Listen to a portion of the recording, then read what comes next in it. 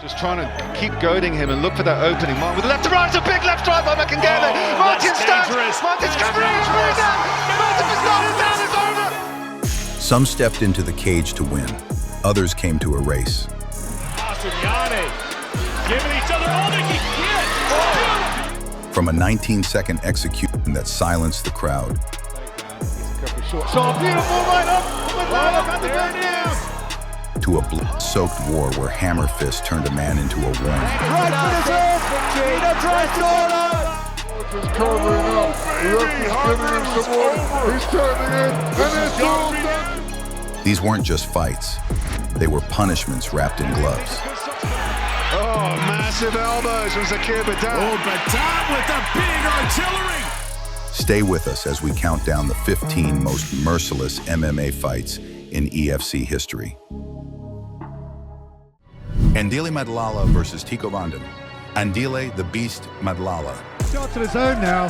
It's just what I wanted to see. It's a good left and right from Andile. A heavy-handed striker who'd once gone the distance in brutal regional wars. Across from him stood Tico the Sniper Vandenberg, a 6-foot debutante known for surgical precision. It says result unknown. In highlight reel sparring knockouts across Secunda's underground fight scene. Oh, some good strikes from Tico Vanden. The crowd expected a tense, technical chess match. What they got instead was a detonation that shook the entire arena.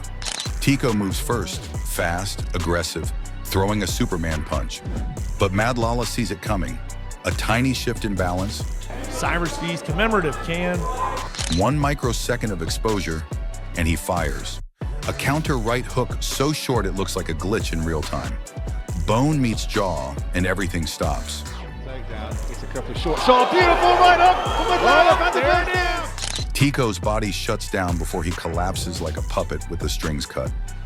The sound echoes through the arena, that deep, hollow crack that fighters fear.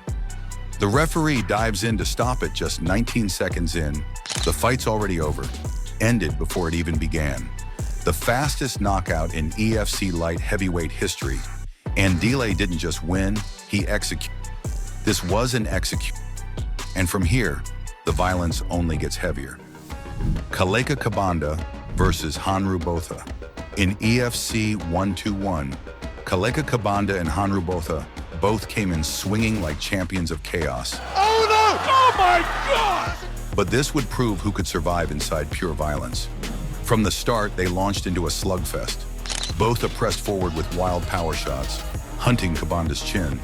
But Kabanda traded back with bad intentions. Big overhand right from Kaleka misses. Andrew jumps into left jab. The crowd roared as Botha's face started to split open, blood spraying across the canvas. Botha comes forward with punches and bunches. Botha eats another right hand. Still, he kept throwing, refusing to fall. They clinched, tumbled, and scrambled, a chaos of fists and elbows. Botha tried to turn it with a choke, but Kabanda reversed like a man possessed, pinning him down against the cage. Then came the hammer fists, savage, unrelenting, echoing like gunshots. Oh, huge hammer fist. One after another, until the canvas turned red. Botha stopped fighting back. The ref hesitated, then dove in to save him from the beating. Kabanda takes it! Wow! What a win for Kabanda! Lord. The arena went silent, stunned by the brutality they just witnessed. Kaleka Kabanda made a violent statement that left the crowd shaken and the cage soaked in blood. That wasn't just a win, that was a man turning another man into a warning. In the next fight, it gets even uglier. Block Kabanda versus JT Botha. From the opening second, this fight felt like a demolition. Kabanda in the blue and the red. Both men charged in throwing bombs, trading power shots that echoed through the arena. Nice knee up the middle as well, coming in with a big left hook. JT Botha struck first, landing a right hand that rocked Kabanda and sent him stumbling back. But instead of breaking, Kabanda came alive. He answered with wild combinations, shooting for takedowns and dragging the fight into chaos. Every scramble was violent, every clinch a war for survival. And Block kind of has it timed really well. Botha was hunting for a choke, but Kabanda flipped him. The first round ended in blood and fury, neither man willing to quit. Then came round two. Again, going for the legs, a good right for JT, the stunt collector. He's coming back of his own. There it is. Kabanda locked in like a predator, slipping behind, arm around the neck, squeezing with cold precision. Right back after it. You don't want to give him too many chances. Up. Both have fought it, clawed for air, but the choke sank deeper. His resistance faded, his hands dropped, and just like that, silence. Rear naked choke, second round. JT Botha went in swinging, but Kabanda made sure he never got back up the same. Oh! Wow. One choke and a silence. That's all it takes to remind the division what real fear feels like. And that feeling doesn't fade before the next cage door closes. Masunyan versus Conor Hignett. If you've ever seen Bokang Masunyani fight, you know what's coming. Pressure that breaks men, pace that drowns them. He dragged opponents like Luthando Biko and Magno Alves through 3 rounds of wrestling hell. Finishes it, well done. I don't know that Alves. But across the cage stood Conor Hignett, a striker with a reputation for chaos, known for his speed and for never backing down. This wasn't just another Masunyan wrestling clinic. That was a big shot. He's got the power. It was a clash between raw explosion and relentless control. Right from the start, Hignett looked sharp, landing clean punches and even timing a flying knee that snapped the crowd awake. But Masunyan shot forward, tackling Hignett into the mat like a human wrecking ball. Masunyani giving each other all they can get. Hignett tried to scramble, tried to stand, but every movement ended with him slamming back down again. Masunyan's pace was suffocating, a non-stop assault of transitions, elbows, and smothering pressure that left no oxygen in the cage. Hignett swung heavily, but Masunyan was a machine moving, grinding, breaking him down piece by piece. By round 3, Hignett's body language said it all. He wasn't fighting to win anymore. He was fighting to survive.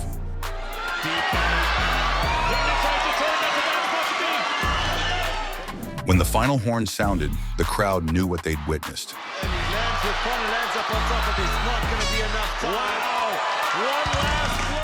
A one-sided masterclass in brutality and endurance. Masunyan didn't just dominate, he dragged Hignett through every second of hell and never let him escape. And the next storm doesn't stop for air. Demba versus De La Rey. With Demba Sek and Stefan De La Rey inside the cage, EFC 96 was never going to be technical. It was going to be violent. The first round erupted in pure chaos. Sek came out swinging, blasting power shots that forced De La Rey to bite down and fire back. Oh, it takes a shot coming in, De La Rey. For a split second, De La Rey's right hand found the mark, cracking Sek clean and wobbling him. But instead of folding, the Black Tiger roared back with bombs of his own. Presenting now, he's looking for the Kimura straight away. When the fight hit the mat, the pace didn't slow, it just got meaner. Slams, reversals, elbows. Each man turning defense into offense. De La Rey locked in a triangle, then an armbar, bending Sek's arm in angles that made the crowd gasp. But Sek refused to quit. He sat up through the pain and started hammer fisting his way out, bleeding and grinning like he'd rather break than tap. By the final round, both men were running on fumes and pride. De La Rey kept hunting for the finish, but Sek stayed relentless. Oh, big inside kick. Stop the stuff to take down. Grinding out control in the crucifix and raining down elbows until the final horn. Some wild shots and ground and pound coming from Demba Sek. De La Rey, bloodied but unbroken, had thrown everything, and it still wasn't enough. Sek walked away with a split decision. A survivor in a battle, no one walked out the same. That war left scars. The next one leaves wreckage. Zakir Badat versus Gelson Sousa. Zakir Badat entered EFC 113 with quiet fury, the kind that doesn't need words, only impact. Zakir Badat. Oh, Badat with the big artillery. Across from him, Gelson Sousa, the Brazilian bruiser known for breaking opponents piece by piece. Both men carried knockout power. but only one would walk out with the belt, and the other wouldn't walk out the same. What a takedown. The fight began like a fuse being lit. Sousa tested range, probing with jabs and leg kicks. But Badat delivered every movement like a sniper behind glass. A crushing body kick thudded against Sousa's ribs, and then the rhythm changed. Badat exploded forward with a flurry. From that, the left hand. Nice left in turn. A left hook, a right cross, and a violent uppercut that lifted Sousa off balance before he hit the mat. The referee rushed in, but the message had already been written in bruises. Stand-up style. It's Martin Henry, but these are good shots coming back. Move it down, and Jason Towns is out for the count. Sousa lay still, eyes blank, his body refusing to rise. The arena erupted. Badat dropped to his knees, not from exhaustion, from realization. Tears up his sheets. He's howling here with emotion. The belt was his. That title came soaked in violence, and the next storm won't kneel to anyone. Dino Begatin versus Tyron Rightford. In EFC Africa 19, Dino the Lion Begatin and Tyron Rightford didn't come to test skill. They came to see whose chin would break first. Dino very comfortable to circle. Work from the outside. Big kick from Rightford. Rightford started fast, sharp, surgical, his karate stance slicing through the air, hands flashing like blades. No love lost here. Nice uppercut by Tyron as he... Every strike had intent. Every right hand carried danger. Big shot over the top by Rightford. Looks like Dino was rocked for a second. Definitely caught back. He landed flush, rocking Begatin early, the crowd gasping as the veteran staggered but refused to fall. Dino absorbed the punishment with a look that promised payback. Dino's time on the doctor's stoppage. Not on his side. And Dino now unloading himself. Round 2 changed everything. Begatin marched forward, jabs snapping, blood spilling from the cut above Rightford's eye. The doctor checked, and at time was running out. Desperate, Rightford threw bombs. Begatin answered with calm precision. A single right hand ended it clean, devastating, final. Left in round 2. Oh! Dropping the right hand by Begatin. The ref dove in as the crowd exploded. It's done. Dino Begatin to the fight. Caught between awe and disbelief, Begatin breathing heavy, fists dripping in triumph. Rightford lay stunned but defiant, beaten, not broken. That punch didn't just land, it rewrote pain. By TKO, Dino the Lion. And the next war makes even that look civilized. Zulu versus Padalino. Two of the most dangerous strikers in the division collided, Zulu Boy and Padalino, and everyone knew this wasn't going the distance without blood. Oh, it's a good right from Sousa. Padalino started strong, hammering Zulu with heavy hands that wobbled the South African early. To get in that pocket and throw, big body kick. A vicious right hand cracked through the guard, cutting Zulu and swelling his eye. Bit of a shutting on the right eye of Nkazimoto Zulu's In trouble, Zulu Boy in trouble. The crowd gasped. The king looked shaken. But Zulu's answer wasn't retreat. It was rage. It's a good left from Sousa. Jumping near but so followed by left-right combo. Round 2 flipped the script. He charged forward, clinched, and dumped Padalino to the mat.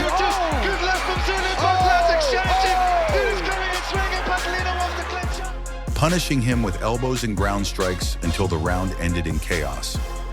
By round 3, Zulu looked possessed. Flying knees, sharp elbows, Padalino puts his glove out and a storm of Muay Thai aggression broke Padalino's rhythm completely. The Brazilian still swung back, still tried to match fire with fire, but Zulu kept closing distance, kept pouring on pressure until the final horn. When it ended, no one knew who'd done enough. Both men stood drenched, eyes swollen but unbroken. Incredible fight. Whoa, ladies and gentlemen. The judges were split in a draw. No winner, just two warriors who refused to yield. And the next fight brings the hard way. Tebohonteni versus Sianda Vilakazi. There's a kind of fury that only comes with your first walk under the lights. Sianda Vilakazi had it. A professional debut with no expectations, but all the pressure. Big shot straight away and he looks out. He's going for the finish and he gets it. And the moment the bell rang, he let every ounce of it explode. And Dragon Energy brings it to you, and it looks like they may have drank a little Dragon Energy there. He came out like a man chasing destiny, fists flying, feet planted, full throttle aggression. The shots were heavy, relentless. He stalked Teboho M16 Ntene with the energy of a fighter who'd never learned hesitation, trying to end the fight before it even started. Ntene was under fire. Forced to shoot, he scored a takedown, but it barely slowed the storm. Vilakazi reversed position, secured mount, and rained down ground and pound with a wild rhythm that had the crowd surging to their feet. Incredible. Sayanda Vilakazi, man. What a great... The debutante was putting on a show. Explosive, unfiltered, fearless. Debut here. Incredible first impression. But that kind of fire has a price. As the round wore on, the adrenaline started to leak. His breathing changed. His guard dropped. And while Vilakazi kept coming forward, Ntene was no longer surviving. He was calculating. And then came the silence. Ntene planted his feet, measured the distance, and fired off a left high kick that sliced through the air and detonated on Vilakazi's skull. The sound was final. His body crumpled on impact. No twitch, no stumble, just lights out. The Babesia spot, but leg head kick knockout by Mr. baby! What a win! 2 minutes and 17 seconds, one perfect shot. Teboho M16 Ntene is declared the winner by knockout at 2:17 of round 1. That was a statement debut, but now it's veterans, bad blood, and pure violence. Next one, pure chaos. Isaac Mulu versus Shadrack Nasua. At the start, Shadrack Nasua looked his usual self-explosive, confident, bouncing with energy. Well, goes for the shoot straight away, just comes up against it. The crowd could feel the power radiating off him. But this fight, this one didn't follow the rule. Mulu shot early for a takedown, but Nasua stood like a wall, shoving him off with raw power.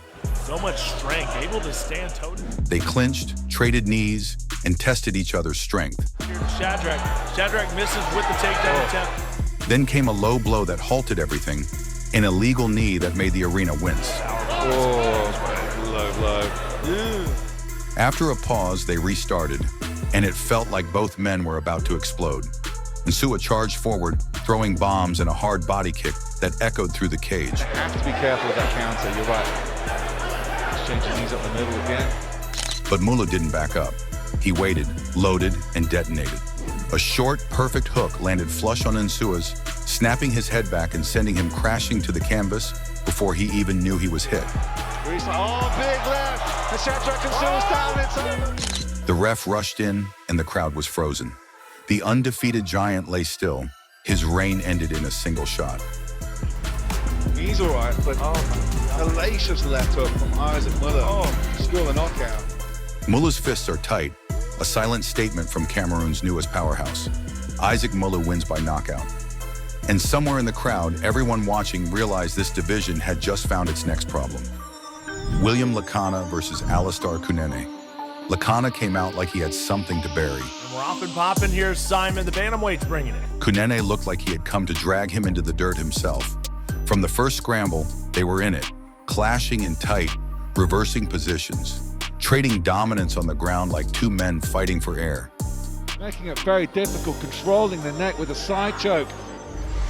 Kunene struck first with a sharp elbow that opened the door, then climbed onto Lakana's back and started breaking him down from the top. But Lakana refused to drown. He slipped out, exploded up, and with one clean right hand, turned the momentum in a flash. Great work. William Lakana trying to finish the fight. Kunene dropped. The mount followed, and so did the storm. Raw, merciless, ground and pound. Then came the choke, then more punches. Kunene looked done, flattened out. Trying to put away Alistair Kunene. Oh, big he shot. Does not want to go. But he wasn't. And Lakana, he had spent it all. Every strike, every squeeze, every second burned away what was left in the tank. Fight could be over, and I think it just might be from Kalawan. What? And by the time Kunene clawed back to his feet and landed a takedown of his own, the shift had happened. Lakana was running on fumes. He slumped and gasped for air, but kept throwing. Gets up to his feet again as Lakana. Big shots. But there was nothing behind it. The fight was waved off, not because someone was knocked out, But because one man simply couldn't go any further. He's just got to keep throwing, Simon. He's got to push through. Just like he does in practice, in the mat, on the dummy, he's got to continue. William Ragnar Lacana earned his first win that night, not by finishing his opponent, but by surviving the cost of trying. One barely made it through. The next fight won't be that forgiving. It's all pressure, movement, and a masterclass in calculated, non-stop destruction. Masunyan versus Magno Alves. You could feel it before the first shot landed. Two men in the center, fists raised, jaws tight, like they were seconds away from detonation. But when the action started, only one of them ever had control. BK Masunyan came forward like he was chasing something he refused to leave behind. The pressure, speed, and footwork that never stopped shifting. Strikes that came from every angle, left hands, high kicks, spinning attacks that looked straight out of a video game. But it wasn't a flash for the crowd. It was violence with purpose.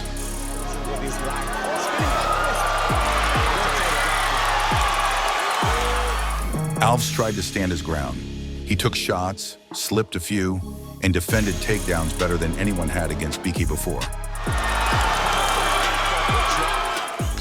But that just made the punishment last longer. Masunyan wasn't just landing shots, he was overwhelming him. Alves couldn't even set his feet or catch his breath. Every time he tried to move, BK was already one step ahead, driving him to the mat or firing off another flurry. Check that overhand right. BK ducked properly, went down and shot for that double.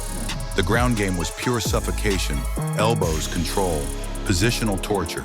And when BK wasn't throwing, he was talking, walking him down, daring him to fire back.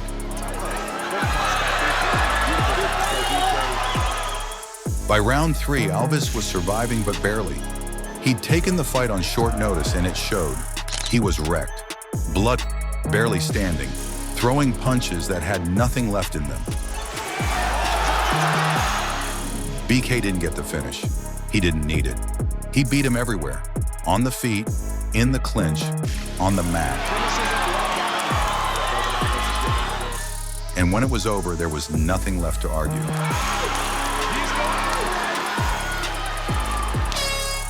BK, Little Giant Masunyan wins by unanimous decision.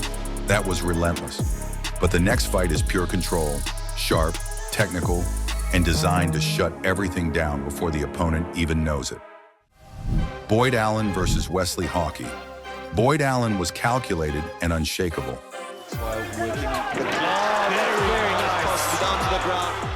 A technician with a complete striking game and world-class composure.